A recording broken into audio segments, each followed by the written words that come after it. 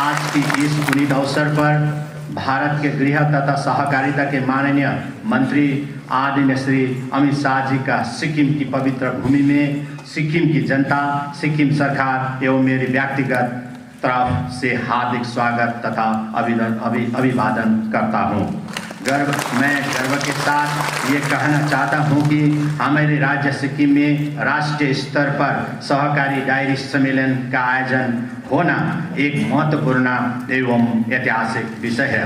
भारतीय राष्ट्रीय डायरी सहकारी महासंघ और सिक्किम सहकारी दूध उत्पादन संघ के संयुक्त पहल पर पूर्व और उत्तर पूर्व में सहकारी स्थिति तंत्र को और मजबूत करने के लिए हमारे राज्य में सहकारी डायरी सम्मेलन का आयोजन करके सिक्किम को प्रेरणा और ऊर्जा के साथ साथ बहुत हौसला प्रदान किया है। इस पहल के लिए मैं आप सभी को हृदय से आभार व्यक्त करना चाहता हूँ।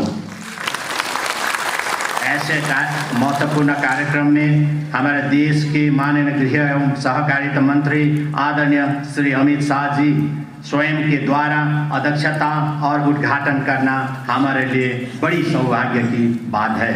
मैं उनको आंतरिक हृदय से कृतज्ञता ज्ञापन करना चाहता हूँ।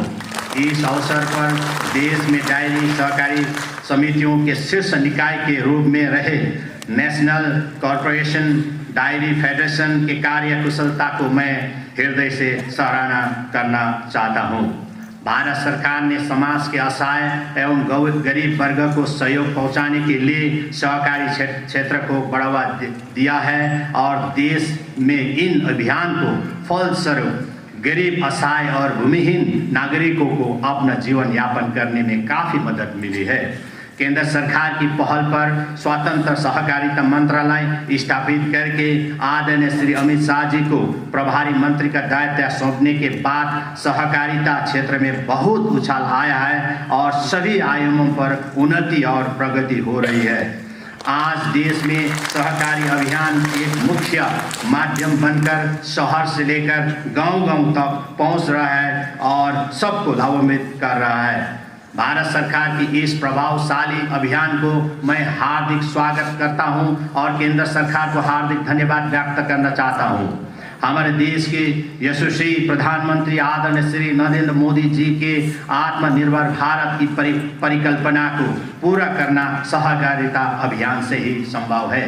उनकी अवधारणा को आत्मसात करके सिक्किम सरकार विशेष रूप से ग्रामीण सहकारी संस्थाओं के विकास पर ध्यान केंद्रित कर सहकारी व्यवसाय को बढ़ावा दे रही है और फार्मर प्रोड्यूसर ऑर्गेनाइजेशन के मार्फत आने वाले किसानों को नकदी फसलों जैसी बड़ी इलायची, अदरक, हल्दी, संतरा, दाल, अनाज, फल फूल आदि पर उत्पादन प्रोत्साहन योजना शुरू की है।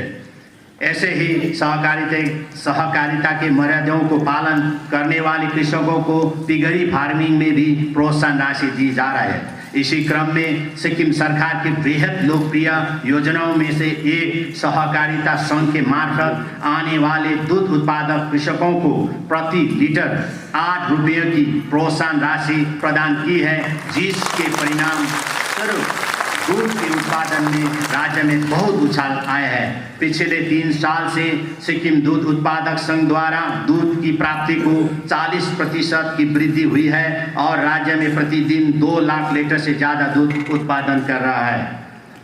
उसमें से संगठित सहकारिता मार्फत प्रतिदिन 60,000 लीटर दूध की खरीद एवं प्रोसेसिंग किया जा रहा है, जो पूर्वोत्तर क्षेत्र में सबसे अधिक माना गया है। पहले सिक्किम में दूध की कमी को अन्य राज्यों से लाकर पूरा किया जाता था, पर आज की स्थिति में हमारे राज्य से पड़ोसी राज्यों में दूध आपूर्ति की जा रहा है। ग्रामीण स्तर के लोगों को मद्देनजर करके सिक्किम सरकार ने कृषि, डायरी और अन्य संबंधित क्षेत्रों को विशेष प्राथमिकता देकर बहुत काम किया है, जिसके परिणाम स्वरूप सरकारी डायरी क्षेत्र में पहाड़ी राज्यों में से सिक्किम को अग्रणी सूची में पाया गया है।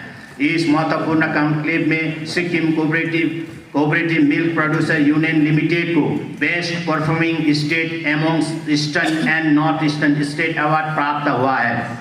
इस महत्वपूर्ण उपलब्धि के लिए संबंधित सभी को हार्दिक बधाई देना चाहता हूँ। सिक्किम में आय के स्रोत के रूप में पशुधन और पशुपालन एक प्रमुख भूमिका निभाते हैं, जिसका नेट स्टेट डोमेस्टिक प्रोडक्ट में उच्च योगदान रहा है। सिक्किम स्टेट कोऑपरेटिव बैंक की शाखा सिक्किम के विभिन्न स्थानों पर स्थापित है और किसान क्रेडिट कार्ड वितरण के मामले में अत्यधिक सदस्य हासिल करके सिस्को बैंक ने हाल ही में रिजर्व बैंक ऑफ इंडिया से शेड्यूल्ड स्टेटस भी प्राप्त किया है। राष्ट्रीय नारा सहकार से समृद्धि को आत्मसात करके सिक्किम राज्य भी इस दिशा में युद्ध स्तर पर काम कर रहा है। सहकारिता ऐसी एक क्षेत्र है जिसके जरिए आम जनता तक सरकार पहुंचकर सभी स्थिति में सहयोग दे सकती है। इस ओजस्वी सभा में मैं ये भी उल्लेख करना चाहता हूँ कि गत 12 सितंबर 2022 में वर्ल्ड डायरी समिट के दौरान हमारे देश के यशस्वी प्रधानमंत्री जी ने टिप्पणी की है कि भारत में डायरी क्षेत्र में उपभोक्ता से प्राप्त धनराशि के 70% डायरी कृषकों को ही जाता है। इस संदर्भ में सिक्किम को अवलोकन करें तो उपभोक्ता से प्राप्त धनराशि में से 75% से ज़्यादा रकम कृषकों को ही जाता है, जो देश में अग्रणी सूची में है। हमारे देश के यशस्वी प्रधानमंत्री श्री नरेंद्र मोदी जी के नेतृत्व में देश में चतुर्दिक विकास हो रही है और देश को सभी क्षेत्र में प्रगति और समृद्धि प्राप्त है। एक भारत श्रेष्ठ भारत और आत्मनिर्भर भारत की उनकी परिकल्पना ने देश को जोड़ने में कामयाबी हासिल की है। उनके गरीब मुखी योजनाएं जन जन तक पहुंचकर आज सबको सहायता मिल रही है। सिक्किम को हर स्थिति में मिली सहयोग, संरक्षण एवं मार्गदर्शन के लिए हमारे देश के यशस्वी प्रधानमंत्री श्री नरेंद्र मोदी जी को मैं हार्दिक कृतज्ञता के साथ सादर नमन करना चाहता हूँ। देश के प्रतिभाशाली गृह मंत्री श्री अमित शाह जी को बहुमूल्य उपस्थिति, मार्गदर्शन एवं संरक्षण के लिए मैं हार्दिक कृतज्ञता के साथ सादर अभिनंदन करना चाहता हूँ।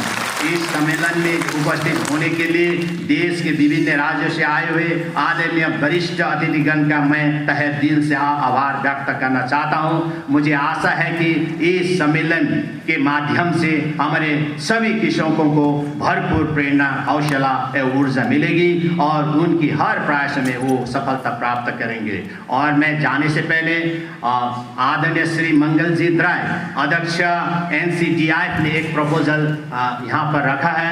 वो प्रपोजल को मैं सरकार की तरफ से सहर्ष स्वीकार करूँगा और मैं भारत सरकार के माननीय सहकारिता मंत्री महोदय श्री अमित शाह जी से भी मैं अनुरोध करूँगा कि 2023 सिक्किम में डायरी नेशनल फेस्टिवल का आयोजन हो और तमाम जितना भी कर सके सिक्किम सरकार करेंगे। बस हमको भारत सरकार से बस आशीर्वाद चाहिए, यही मैं आशा करना चाहता हूँ। उनका प्रपोजल को मैं सहर्ष स्वीकार करना चाहूँगा।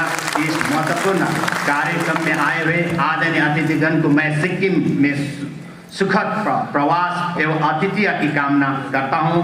अंत में आप सभी को लक्ष्मी पूजा और दीपावली के हार्दिक शुभकामनाएं व्यक्त करते हुए मैं अपनी वक्तव्य के यहीं अंत करना चाहता हूं। धन्यवाद। जय हिंद, जय सिक्किम। भारत माता की, भारत माता की, भारत माता की।